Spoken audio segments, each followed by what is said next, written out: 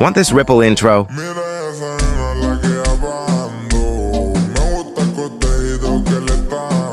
Make clip ready. Go for ripple effect from animations. For full tutorial on the smooth transitions, make sure you watch my previous video. Set speed to 1.5.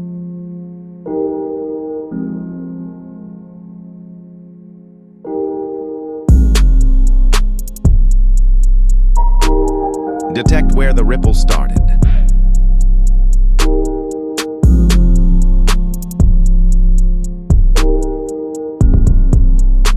Once detected, add ripples effect.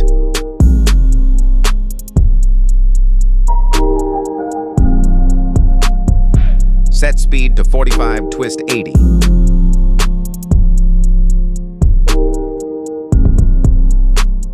If you found this breakdown helpful, a simple like tells me I'm on the right track with the content I'm creating for you. If you have any questions about the steps we covered, drop a comment below. I do my best to read and respond to as many as possible. Thank you for your time today, and I'll see you in the next video.